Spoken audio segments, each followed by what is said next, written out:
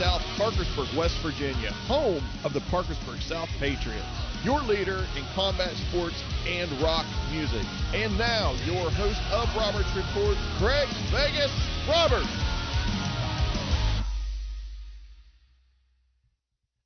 Good evening, everybody. Welcome to Roberts Report. I'm your host, Craig Roberts. Hope everybody's having a fantastic Wednesday evening. Kind of an odd time seeing me here on a Wednesday time slot.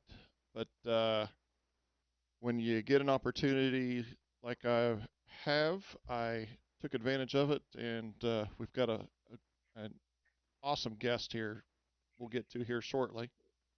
Just a quick shout out to Ronin Jiu-Jitsu MMA. They had a fight this last weekend on New Line Cage Fighting. Tim Whalen, Brooke Knight, and William Honecker. Tim and Brooke brought home the W's there, so shout out to them. And also Huntington, West Virginia's Gabriel Fryer with his second fight with BYB Bare Knuckle Fighting. He also come away with the W, so shout out to Gabriel. And just a little quick tidbit of me this past weekend. I had the opportunity to go to the show for Karen Knott. She was actually our guest here a couple weeks ago. And if Karen Knott, which is, if you don't know, is the daughter of Don Knott, if you have a chance to go see her show and you're a fan of the Andy Griffith Show or any Don Knotts movie for that matter, I highly recommend it. It was very eye-opening, I guess. Best thing I got from it. Don Knotts was he was completely different than the Barney Fife that you knew, and he networked a lot to get to where he was at. So just take that with how you want. But it was a great show. I recommend it. And here the next couple of weeks, we're going to have, April 3rd, we got Scotty Austin coming in, which is the former lead singer to Saving Abel. And this next guest is another pretty cool opportunity on April the 17th. You might recognize the name of those you are hardcore country fans and artists or whatever, but Jesse Keith Whitley, we're going to have him on the program on April the 17th. I'm looking forward to that one.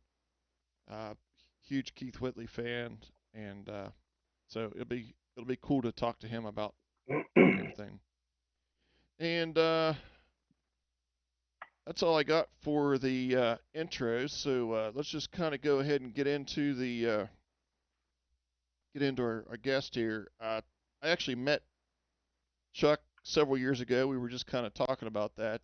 He was doing some rounds with a country artist, Matt Mason, which was the winner of the next CMT Country Music Star. I don't know if that's the correct title or not, but it was a competition. He was a winner on that, and he did some stints with that.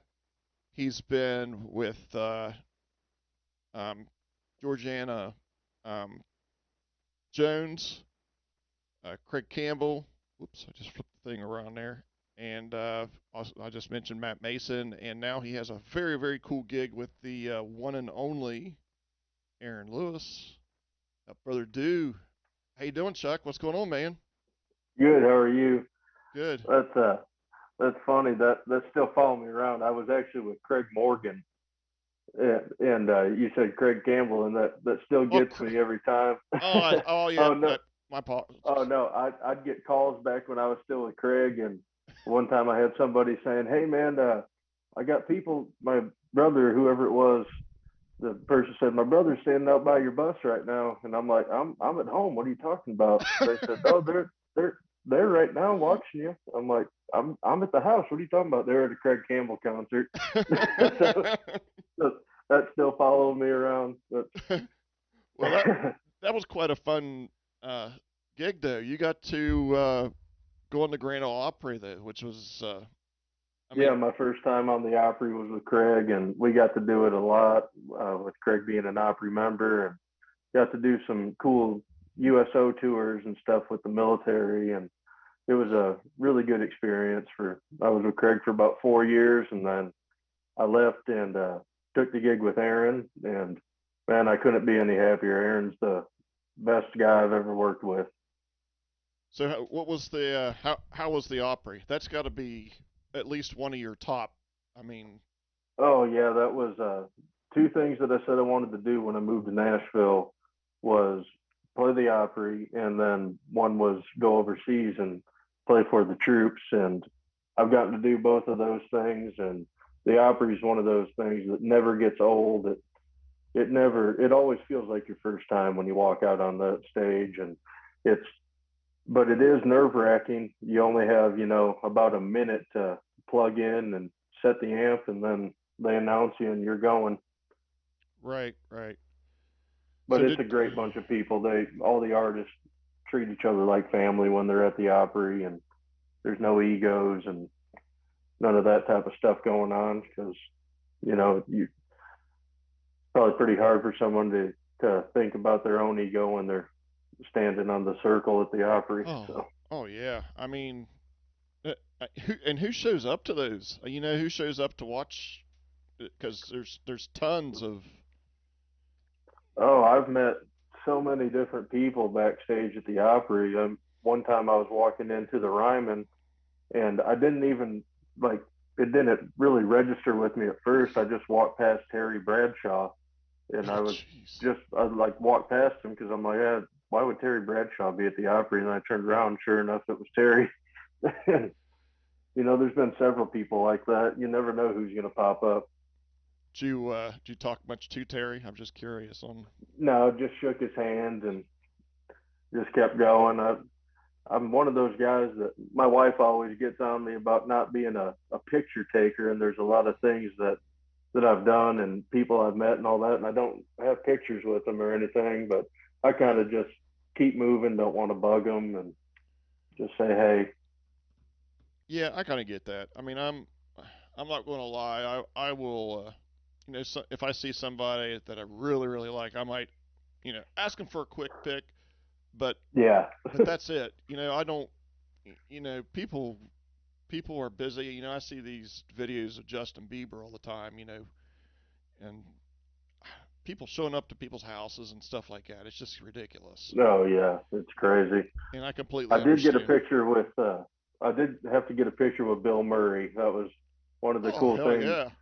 Playing with Aaron, we do the Caddyshack golf tournament, and we played, and Bill was standing side stage, and I had a Cubs pin on my hat. He's a diehard Cubs fan like I am, and I got done playing, and he flicked my hat and was like, "I like the pin, kid." So I grabbed a picture of Bill. Had to do that one. So that's one fun thing that I get to do with Aaron and them guys. Oh Like yeah. I said, this has been such a great gig for. I've been with Aaron 4 years, counting 2020, which you know how that went. But and it's been fun the whole time. It's a great group of guys. Aaron's a great guy. Pete, the tour manager, everybody's just awesome guys. Yeah. So let's just kind of. What about your influences? What kind of got you to pick up the I started. guitar and.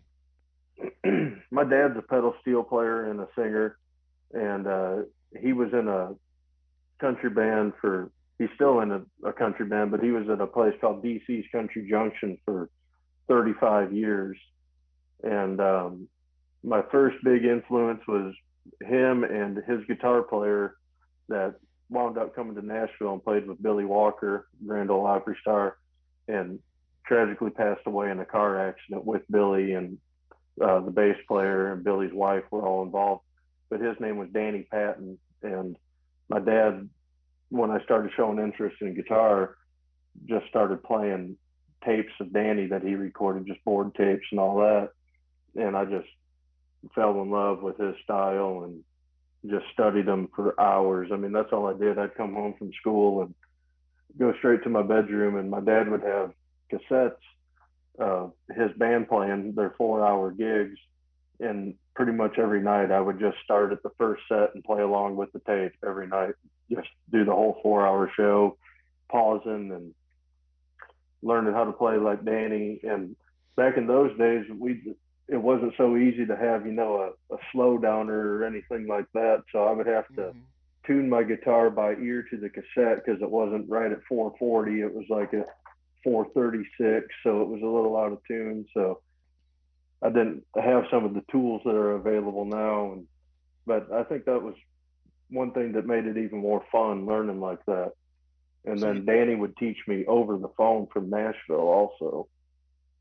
So that was my first big influence. And then, um, guys like Brent Mason, Vince Gill, um, all those guys. There's other players in Nashville that as soon as I moved to town, one guy I would go watch. He was playing for the Music City Playboys, and that was Jeff Garris when he was playing for them. And I'd go every Tuesday and just watch Jeff play. And Rod Riley's another monster player in town, Jim Amaniak. So there's a lot of players in town, that don't quite get the recognition that some of the big names get that are definitely huge influences. right. When I moved to town, a guy named Matt Lee, I had met Matt years before I moved to town, and he told me back then, he's like, if you ever move to Nashville, let me know. I have a room for you. And it was like 5, 6 years after he had told me that, I called him. I'm like, hey, I'm finally moving to Nashville. And sure enough, he was like, okay, cool. I got a room for you. So I stayed with Matt, and he's an incredible guitar player. We actually released an instrumental original together, and called Twin Tellies. You can find that on YouTube. It was a lot of fun finally getting to do a sit down and record an original with Matt. So you've never really, you hadn't really had a, you in a way taught yourself. I mean, if you had, Yeah, I only sat down with like formal guitar lessons for maybe 6 months. Um, Other than that, it was guys like Danny and other guitar players that my dad knew just kind of getting together and showing me stuff here and there. hmm, There wasn't like go to a lesson once a week for a half hour, an hour. It was just really just learning how to play with a band. That's one thing that I'm really grateful for is I didn't just, you know, sit in somebody's office and just learn how to play little things. My dad kind of just threw me to the fire and just had me start playing with his band. And so that helped a lot with learning the number system and just learning when to play, when not to play, not step on people's toes, right. just work with a band, be a part of something, not just you know playing random stuff here and there. So that was probably, I mean, everybody that I've talked to that has made the, the big move. I mean, so of course, it's not for everybody. There's been a lot of people that, Yeah, that make the move, get gobbled up, and then move back. yeah, So what was that? What was that like for you to you moved from Indiana, correct? Is that wasn't that your hometown or home yeah. Indiana's my home state? state. Home state. I left about a week after high school and moved up to Wisconsin. And my parents have always been super supportive of me wanting to play music for a living. So my dad actually got on Craigslist and just started looking pretty much all across the Midwest for someone needing a guitar player. Mm-hmm. And he found these guys in Wisconsin, and I moved up there and I started touring with them, like I said, about a week after high school. And so that was kind of my college, I call it. We were touring, 5 guys in a extended cab pickup truck with a trailer going from Wisconsin to Wyoming to New Mexico, all that old bar and casino circuit, playing 5, 6, even 7 nights at some of the clubs, and terrible hotel rooms and nasty places. But that was my learning experience. Um, I was out there. I learned how to put up with. I had a lot of fun, but learned how to, make the best out of bad situations, and that really got me ready for coming here. It's, the worst days on tour are better than some of the great days back in those days, but I wouldn't trade those days for anything. It was a huge learning experience and just got me ready for what to look out for. And through my dad's band, he was part owner in a club for a while. He had a lot of national acts that played there. And through guys like Danny Patton that I mentioned, people that came and played my dad's club, I Hmm. kind of already started making some connections to some players in Nashville. Hmm. So that helped a lot. Like I mentioned, meeting Matt Lee before I lived in town. Hmm. I kind of had some guys that right when I moved to town were already kind of looking out for me. So I wasn't just, out here with nobody to kind of introduce me to people. I went downtown. I met Rod Riley that I had mentioned. He had known Danny, and he started putting my name in for some gigs. And Rod's funny. He would send me to fill in at Tootsie's with a guy named Jimmy Snyder that was kind of a Broadway legend and played at the Palomino Club. And but Rod would never tell anybody that he was subbing out. He'd just have me show up.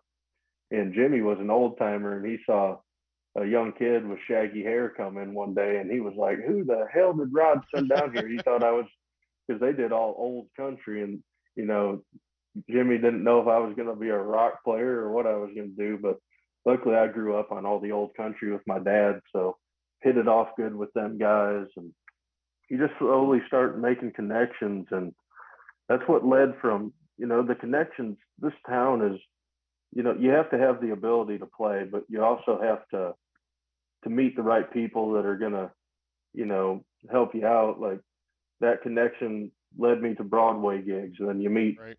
people on Broadway, which uh, like my first gig after Matt was Georgette Jones, and that happened because I was subbing for Rod out at Music City Bar, and met Georgette and her husband Jamie, and they had actually asked me right when I moved to town before they even met me to do a overseas tour, but I didn't have a passport at that time.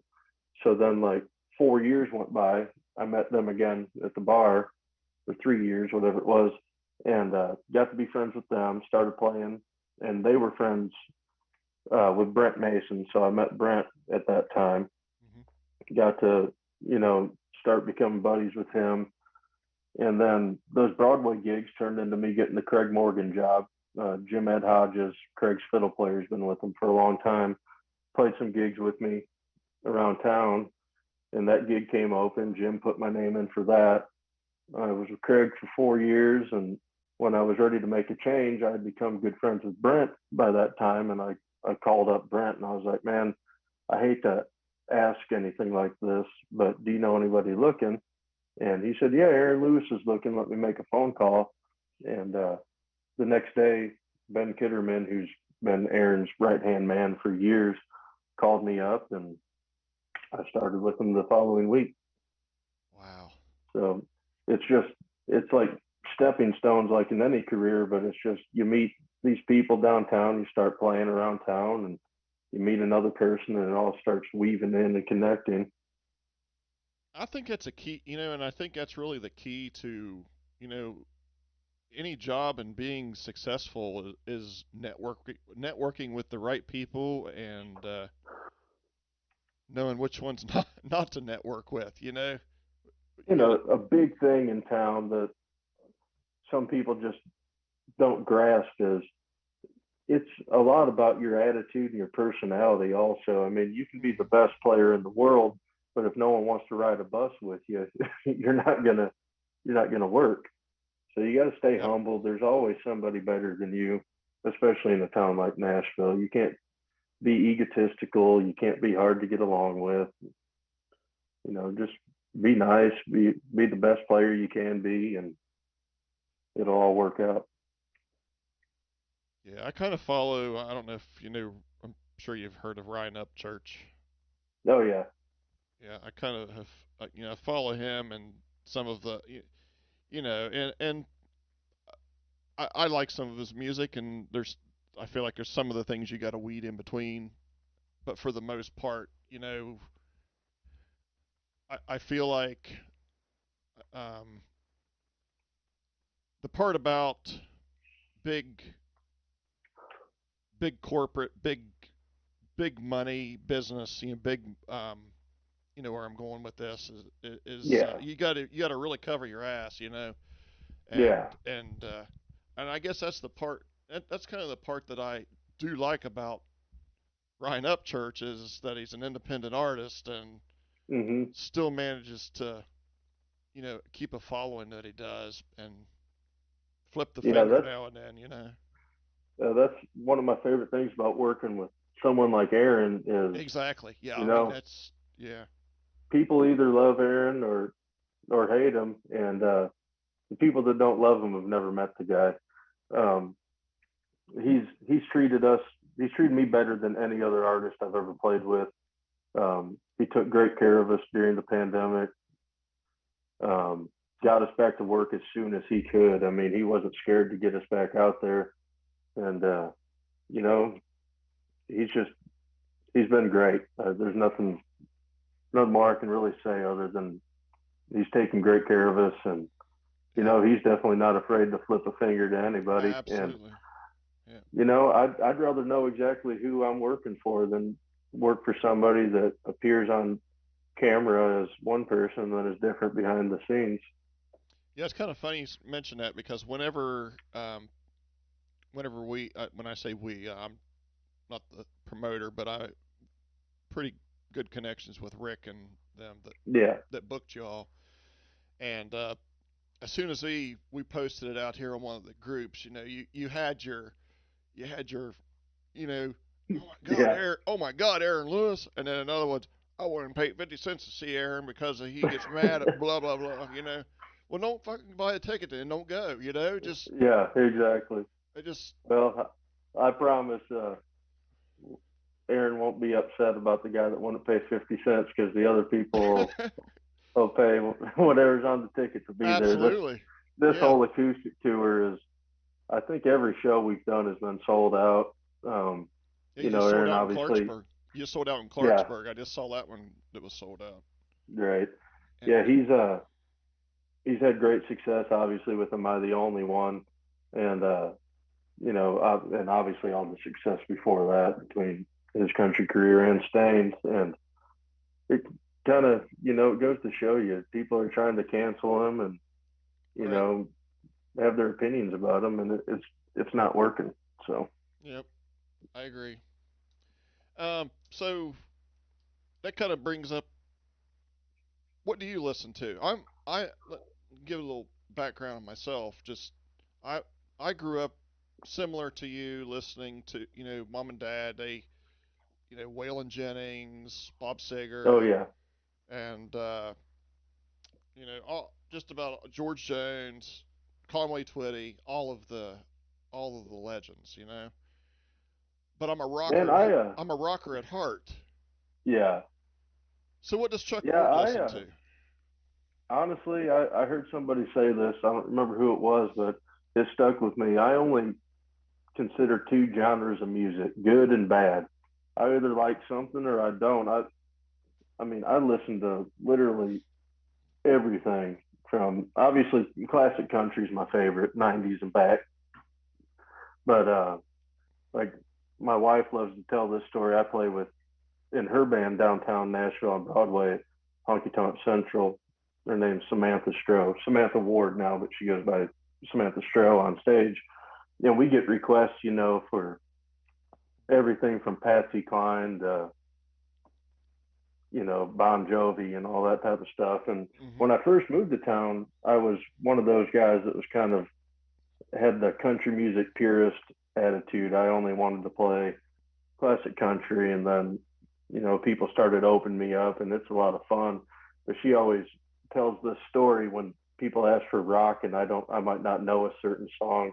Hmm. Um, I wanted an Alice Cooper CD and an Ozzy Osbourne CD when I was young, and my dad didn't want me to have it. He was like, nope, nope. It was like Merle Haggard and Johnny Paycheck. That's what you're listening to. So my mom one day while he was at work took me to the mall and got me Alice's Greatest Hits and Blizzard of Oz. She was like, because my mom like loves rock also. The Rolling Stones are her favorite band. But so I was kind of getting into rock under the radar and all that. Yeah. And so I listened to everything. I'm a huge rock fan. I was a Stain fan, in high school and all that. I even listened to some of the really heavy stuff like Slipknot. Um, I listened to a lot of Eminem. That surprises a lot of people. Um, really, it's like I said, it's good and bad. I could hear a song from pretty much any artist and be like, hey, if it's a good song, it's a good song. I don't care if I necessarily like everything the artist does or anything like that. I hear a good song and it's good no matter what genre it is. Yeah, and that's another cool thing about Aaron and his style of music. I mean, you can you can go whatever direction you want to with it. It's pretty funny that the first artist that I played with on tour that does a country shuffle is the guy that sang Mud Shovel. The guy that has a pedal steel guitar in his band was the guy from Stained. It's Yeah. it's pretty funny. Like with Craig, Craig is he's as country as it gets. Yeah. His songs and Craig himself. Me and Craig still talk, and he's as country as it gets. But it's funny. And when I was doing the Craig gig, I was playing like Paul Reed Smith guitars and a lot of overdrive stuff and Hmm.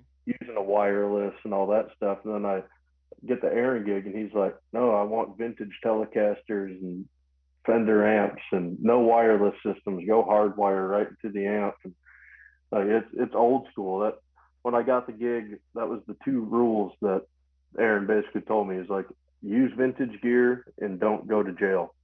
Like he's like other than that, it's pretty much Probably smooth sailing. do what he hasn't done. Yeah. I'm sure with I'm sure with his he's probably had his days. But and we'll kind of go off a little bit on Aaron here. And another cool thing, whenever he first started his whole solo project, and I don't know at what point were you at the beginning of his solo project or No, Aaron, he had started the country thing back in I would maybe 2010ish, maybe even before that, '09 maybe. Um, the story that I got was Ben Kitterman was driving bus, and Aaron's always been a country music fan because of his grandparents, yeah? and he decided he wanted to, try this thing, and he was going to go out by himself, but someone told him that Ben was an incredible musician, Hmm. and Aaron had Ben bring a dobro up on his bus and play for him. And next thing you know, Ben's doing all the dobro on Country Boy, which is Aaron's first country song. And so it was just Ben and Aaron for a long time, just doing that thing. And then Aaron put a country band together. So that had been going on for quite a while. And obviously he's had good success doing the country thing. Like you said, Aaron can sing anything. I mean, the guy is just such an incredible singer. Yeah, I And agree. his voice translates over whatever he's singing. I mean, it was funny when I was learning songs for this acoustic tour. No, this is the first year I've done the acoustic tour with him, Hmm. and he'll just start playing some random songs sometimes, and one of them is time after time. Oh, okay. Um, yeah, The Cindy who's that? Lauper. Cindy Lauper. Yeah. Yeah. So I was going over all these songs and watching Aaron's acoustic shows, and I saw him doing time after time a bunch of times, and I texted our band leader and I was like, well, now learning songs for this Aaron Lewis tour, I have to answer yes if somebody asks if I know any Cindy Lauper. so I'll have to go so back he and busts out look for that some type of YouTube of stuff. I that. mean, Is there a YouTube yeah, of that? oh yeah, it's all out there. I bet he killed that. It's That'd oh, be it's incredible. I've heard him sing Open Arms by Journey in the record key and just smoke it, and then sing a George Jones song, and it's as country as it gets. And then when we do the Stain stuff, we do a little more of the Stain stuff in this acoustic tour than we do in the full band country shows. And he'll just be singing and then just hit that big Aaron Lewis growl, and it just, I don't know how he can do that every night. I mean, it just, his voice is so loud and powerful. It's just, I don't know how he does it every night, but it's a lot of fun to sit next to him and play those songs. Yeah, and I guess he kind of explained it at one point in time that Stained is kind of his angry side of his Yeah. his inner self, and in the Hmm. country is who he really is. Yeah. And Yeah. That's how he's explained it to me. He said he grew up hanging out with his grandparents, and it was always, George Jones and Haggard, all that old country stuff. And he said that was where his heart was, and he just wanted to give it a try. And it's great. I'm a fan. so one song that's really, and I think I had seen you either tweet about it or Instagram about it, or at some point you posted about it, is Everybody Talks to God song. Yeah, it's a great song. That is, Yeah. it really, really makes a person think. Yeah, it's true. Even someone that might not necessarily even believe in God has had something happen to them and, you know, cuss God. Even if you're cussing God, if you don't believe in him or anything, that's still talking to God. You're still, in certain moments, you're going to talk to God. And I mean, I'm a believer, so I'm not speaking from my own experience, but I mean, that just resonated to me. The whole song's about, a guy that wasn't a believer, and, you know, all of a sudden, he had that conversation. And one day everyone's going to have it. So, what was it like? I know you mentioned earlier because I don't think you played with the troops with Aaron yet or anything, but what was that like on playing with the We have, troops? we've played for the troops in the States with Aaron, with me. Aaron's been overseas before, but Yeah. with me, we just did Fort Campbell, um, last month, I believe it was, or end of January, early February for the album release. And that's where we did Everybody Talks to God on Fox and Friends. Hmm. And it's always my favorite shows, going over and playing in Afghanistan, Iraq was just amazing. Those men and women give so much to us, and to be able to go back over there and bring something from home and give to them. There's never a more appreciative crowd that you play for. I mean, you can play the big 20,000 people shows and all that, and everyone's screaming and cheering, and that's one thing. But to sit there in a hangar and at Bagram with just 50 or 100 servicemen sitting there, and they still have their guns on, like if something happens, they got to go right back out and go to work, and to just have them sit there dead quiet and just appreciate what you're doing Hmm. for that hour and a half or whatever. It's just, there's no experience like it. Yeah, and sacrifices that every one of them are making just to be there. It's just Yeah. Yeah. And just to take their mind off of what they're doing and give them something happy and something to look forward to for a little bit is just, there's no feeling like it. I'd yeah. go back over there in a heartbeat.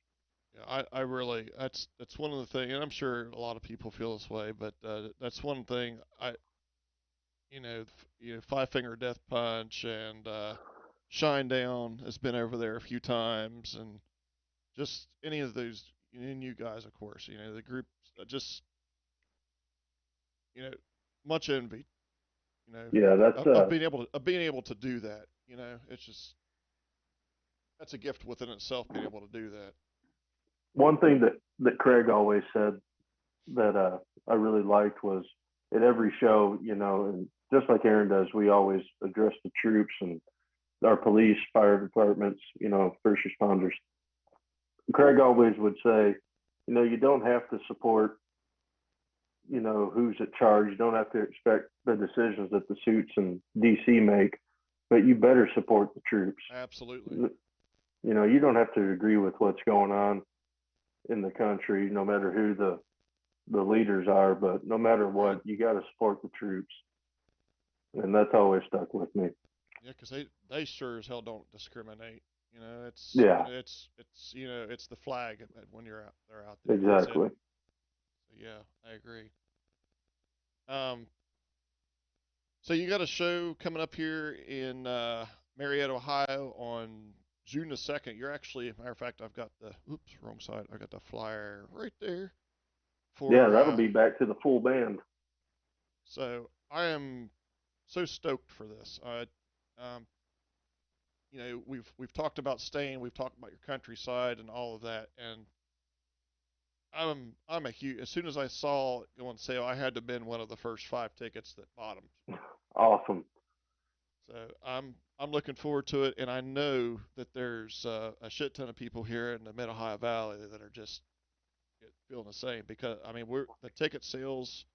I think Rick said the other day there was, and this was 2 weeks ago. There was less than 80 tickets left to Oh wow, sell. that's great. Still, still some time to get those 80 tickets sold up. Have a good time.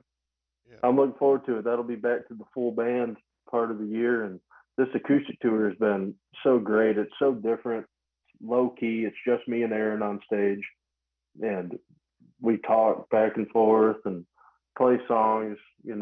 We have a set list, but some nights it varies, and Aaron will go off and might sing the Golden Girls theme song or who knows what else.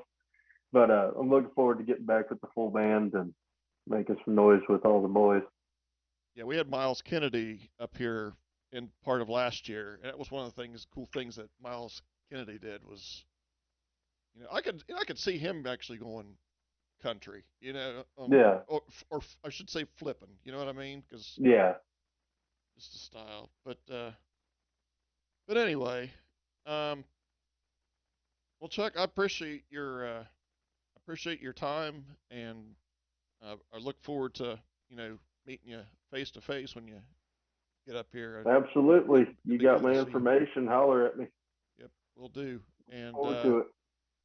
everybody, go on the Adelphia Music Hall website and order all the Summer Country Series tickets are out there. I think the only ones that are open right now are the three that are listed there, though. We'll be announcing the rest of it around April 1st, and so yeah. But Chuck, I do appreciate your time, and I appreciate you, you know, taking time out of a Wednesday. And as I said, this was a cool opportunity. I didn't mind at all doing it on a Wednesday just to talk to you. I So appreciate you. This is my day off. We got home Sunday, and I played with my wife's band Sunday and yesterday, and I got bus called tonight to head out to. Uh, I think we're going to Portsmouth, Ohio, oh, okay, for yeah, Thursday. Yeah, so be yep, there tomorrow. okay. Well, safe travels to you. Is that one of your acoustic shows there, or is that Yep, that's just the acoustic? acoustic tour with Aaron. What venue is Yep. that over there? Is it do you It's know I off the top have of it. your head? Yeah, I have it handy right here. The Vern Rife Center for the Arts. Okay, haven't heard of that one. There used to be a Paramount Center there. I'd went to a couple concerts to, but it's been many years. But I was just Yeah, we're curious. there, and then to Elkhart, Indiana, and then Akron, Ohio on Saturday. Okay. So staying busy. We don't. I don't think we have a weekend off until the 4th of July, and then we're right back out after that. So it's been a busy schedule, but it's great to be back out working, and I know everybody's Uh, happy to get back to a normal life without people trying to stomp everybody down. yeah, exactly. And we're actually getting ready to go to Vegas here in a few weeks Nice. we're finally get to go back to Vegas with new masks. It's just Yeah, thank God. Now if they just get them off the airplanes, that'd be nice. yeah. Oh, wait a minute. One other thing I just forgot. I think I just saw where you celebrated a year of sobriety too. Yes, sir, I did. Yeah, I just with the help of God and a very patient and loving wife, and great family and support, and all my friends at AA, got a year sober. So Congratulations, man. it was just time to lay down the booze. I was never a guy that woke up and was just like, oh, where's the drink every morning? But I just had any time I would drink, I just had no off switch. If I had one shot, I was gonna drink every shot in the bottle, and I was just tired of living like that and ready to make a change. So it's But been very great.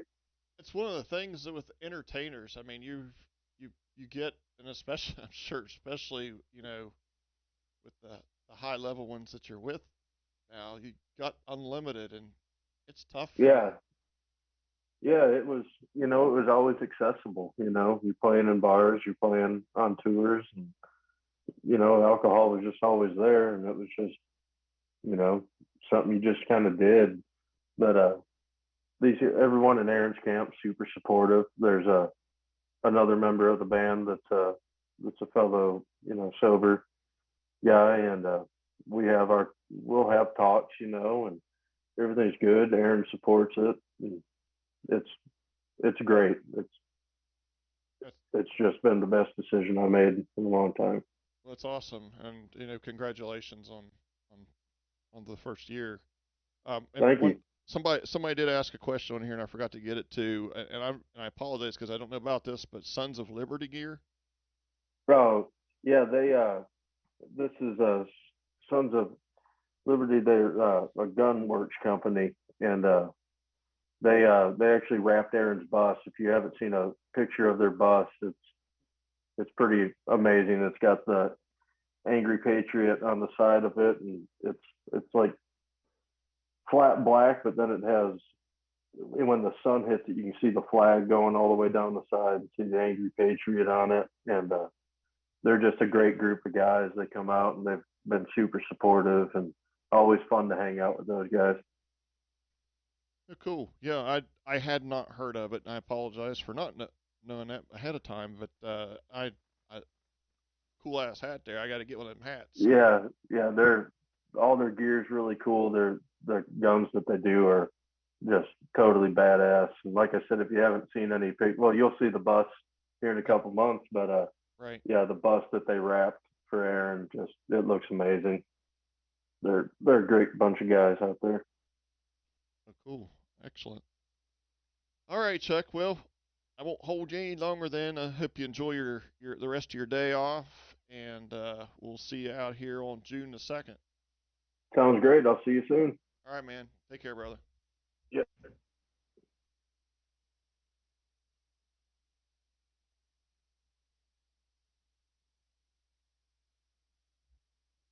All right, folks. There you got Chuck Ward from Aaron Lewis's band. Uh, Great guy, great musician, one of the best hired guns come out of Nashville for sure. And just a quick reminder here, we've got here um, in a week or so. I don't know my weeks and days, but we got Scotty Austin from the former Saving Abel. He's actually out on his own doing a solo show now. And then on April 17th, we're going to have Jesse Keith Whitley on here. And again, I look forward to talking to him about his career. And, of course, we got to talk about his dad, too. Legendary Keith Whitley. So, all right, everybody. Well, I hope you all have a fantastic rest of your Wednesday evening. And stay safe, everyone. Have a great weekend. And, enjoy watching the kickoff for the NCAA playoffs. Peace out, everyone.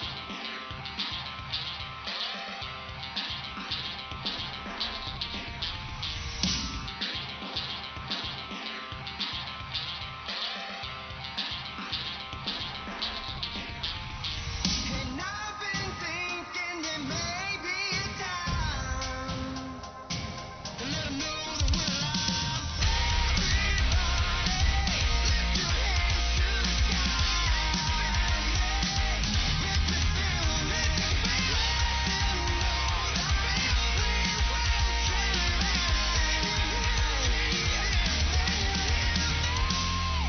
And don't forget to order your Tied Up in Knots book from Karen Knots. Peace out, everybody.